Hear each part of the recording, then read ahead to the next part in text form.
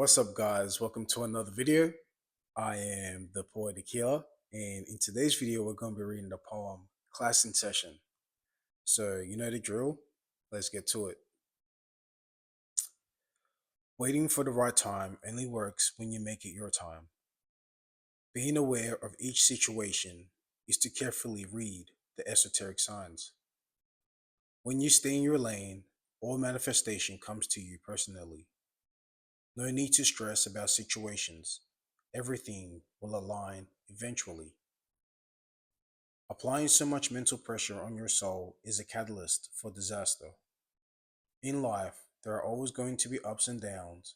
Resilience is the main factor. The plane of the inner world is one of many wonders and relentless mysteries. Creating a story of your liking while alive is the true practice of a spiritual chemistry, and that is Class in Session. Now it says, waiting for the right time only works when you make it your time. Being aware of each situation is to carefully read the esoteric signs. So it's all about now. It's all about the current. It's not all about, because if you get lost in the past or the future, you're always going to be procrastinating. You know what I'm saying? So you always want to be in the energy of the current, just like the wave in the sea. It's always current. And whatever is current is the motion you're in, aka the excuse me, the emotion. You know what I'm saying? Just like in the wave, the ocean, and the motion, you got the current. These all has to do with the emotions that is within us. That's why water is tied to the emotions. So you waiting for the right time is when you make it the right time. So when you decide to do something is when it's right. The more you procrastinate on something, the more you're wasting your energy and the more you're wasting time for you to achieve and manifest what you really need to manifest in this life. So it's very important to take charge of your opportunity while you still have it and make the best of what you have. And then it says, being aware of each situation is to carefully read the esoteric signs. So for you to be aware is to read the esoteric. So there's exoteric and esoteric. So esoteric has to do with the mind. So the more you're more in control of your mind, the more you can be aware of things to do. The more you're lost in the outside world in distractions, the more you won't know how to correlate your life. So the more you're in line with yourself, the more you can organize things. And then it says, when you stay in your lane, all manifestations comes to you personally. No need to stress about situations. Everything will align eventually. So it's all about staying in your lane, staying in your direction, having tunnel vision. The more you have vision for other people's perspective and goals, the more you lose track of your side and where you need to go. And that's how you crash and crash out. So you have to be very careful to, have your tunnel vision and have what you need to achieve. And don't let the outside world distract you. Don't let the things from the peripheral view, I think that's what it's called, or just the side view distract you. Always, just like you have your dark people facing that way, that's where you need to go. So that's why it's very important to study the body, because the body actually gives the answer. And then it says, uh, no need to stress about situations. Everything aligns eventually. So everything does align. The more you work on your goals, the more you work on what you want to achieve, the more you work on your visions, everything will eventually align. Everything will come to place. It's like it reminds me of the movie with Jet Li called The One. You guys should check out that movie. It's a very good movie. And I don't want to spoil it, but it's pretty much about having multiple perspectives, multiple dimensions of you. And he had to destroy all those ones from other dimensions for him to be one.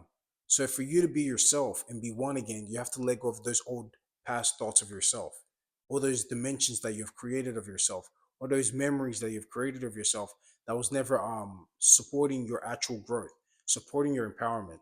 The more you eventually make amends with these thoughts and let it go, and then come back as one to yourself and find that power and individuality within yourself, that's when you've won the mental warfare. Because everything we're fighting is really ourselves, even if it's outside of us. Um, and then it says,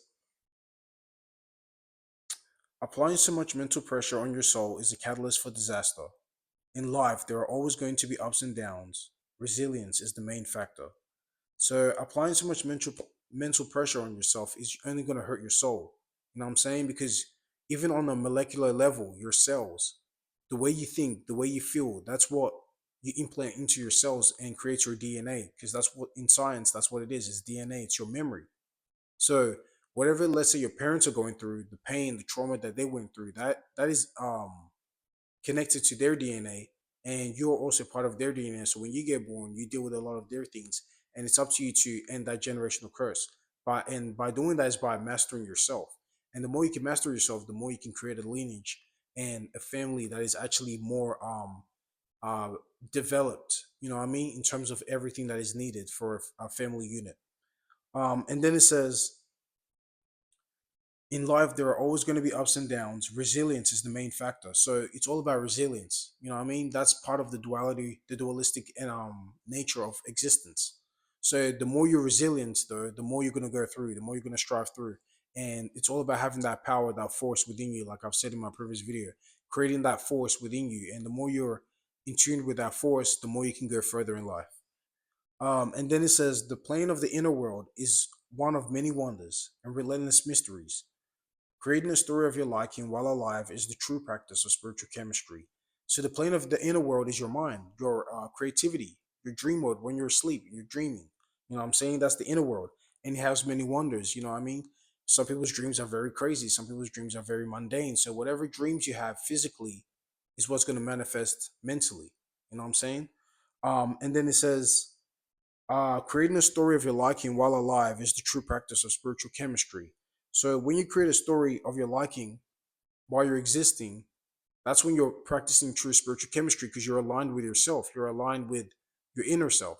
You know what I'm saying? And the more you're aligned with your inner self, you're creating that chemistry. You're creating that bond with your inner self and your outer self. And the more you can be in tune and aligned, then that's when you're practicing the science of spiritual chemistry, and that's when things will start to come to you and be more flowing in life, and things will start to come to you easily, internally and physically. And yeah, guys, that is class in session. Hope you guys enjoyed that poem. And until next time, guys, I'll catch you soon.